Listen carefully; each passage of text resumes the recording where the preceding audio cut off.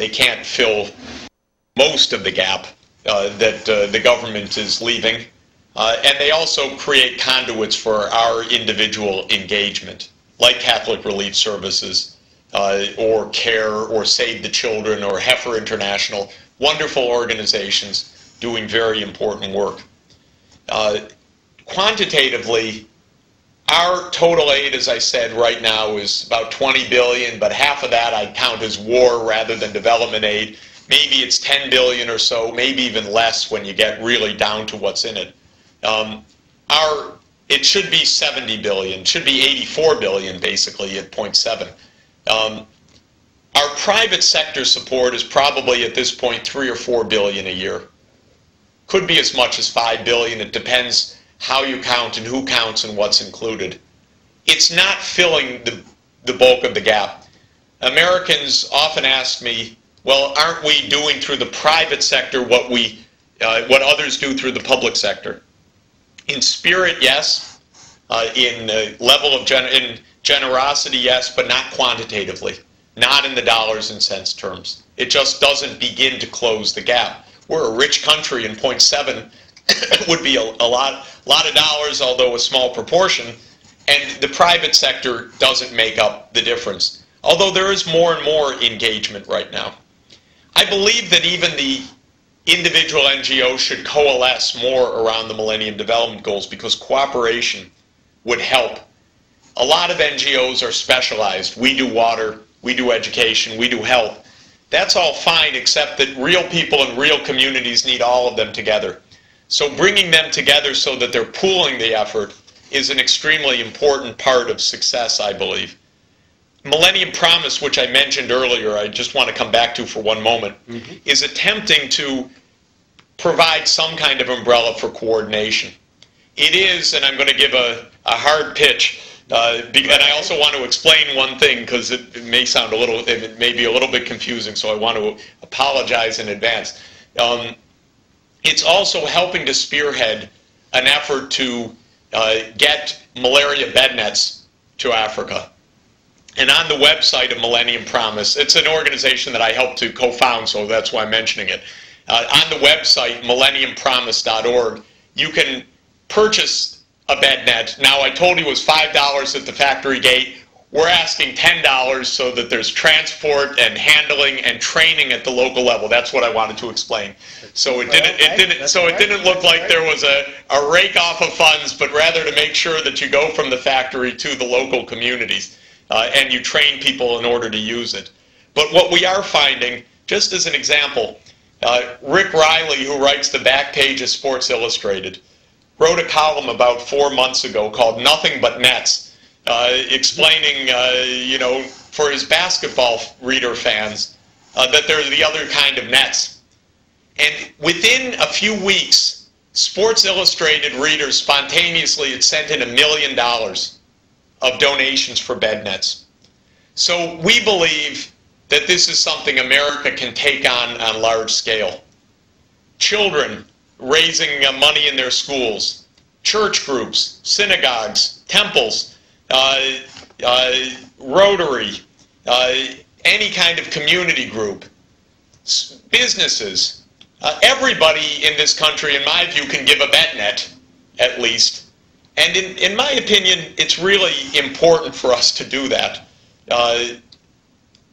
Of course, doing something is the key, but getting engaged, and even people of the most modest means who have their own real needs, I'd say that the engagement is the most crucial thing. Anyone that gives a bed net is going to see the word malaria 100 times more than you ever have before, because you're going to be primed to watch it and you're going to care, is that getting under control? And what's our government actually doing about it?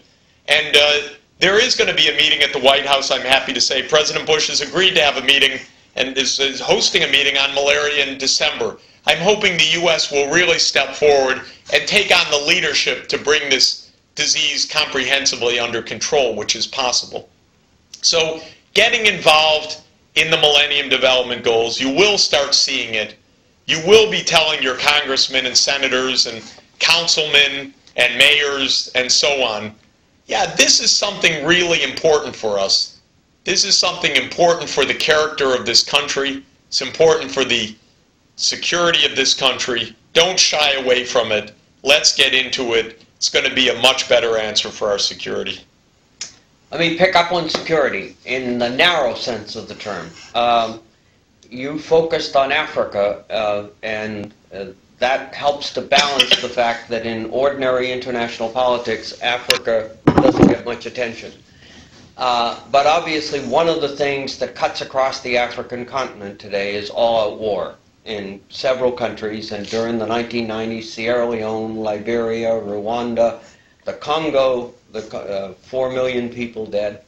From the perspective of development and getting to the first rung of development, how do you see the relationship between this ongoing state of war in so many places and what, if anything, can be done on the agenda that you're focusing our attention on? I mean, is this chicken and egg? Do you really have to have peace in toto in order to work on these other issues, or is this something that can be done even in the midst of the awful chaos of war? Well, first, there's no question that poverty, extreme poverty, is a precursor of war. Mm-hmm. The evidence is overwhelming that when people are hungry and when they're desperate, violent conflict is much more likely. And so this is why justice is the route to peace, mm-hmm. and why development is a route to peace, and why we have to take this extremely seriously. Now, earlier today, I had a meeting a meeting of my colleagues working on Liberia. Liberia was a dreadful, violent conflict. It's over. There's a duly elected president. But you know, we can't even raise the funds for the bed nets that Liberia needs right now. We were brainstorming, here's peace. It's fragile. You have a woman president. She's been duly elected. She wants to do development. She's actually one of the most trained leaders in the world. PhD, and was a World Bank official, UN official. She knows exactly what to do. And we can't find the funds for her. Mm-hmm. And so if someday Liberia falls over the edge, will we have done our job to prevent conflict? Mm-hmm. Mm-hmm. So here you have peace. There's peace in Sierra Leone right now. There's peace in southern Sudan, so fragile. There's peace in northern Uganda right now. And yet we don't come in and say, okay, let's bolster the peace by being right there to help impoverished people get back to farming, to have the children in school, to have the children sleeping under bed nets. So if we're thinking about war and security, the first thing is when peace comes, bolster it. Get in there, do something. The second thing is to understand in Darfur, which is not southern Sudan but western Sudan, where the war is raging, and it's awful, violent, incredible amount of suffering and death right now. Military approaches alone, certainly, maybe military approaches period, will not solve that problem. Those are hungry people where there's not enough water right now. And they've been fighting for 20 years after a prolonged drought. It became ethnic, it became political, it became a clash of pastoralists and sedentary, it became interreligious, but it started with water.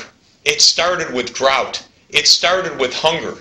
Then it fractured because us versus them is the easiest division in the planet when you're desperate. Anybody can talk desperate people into us versus them violence. It happened here. It happened here. When you're afraid, us versus them becomes the obvious touchstone. And that's what happened in Darfur.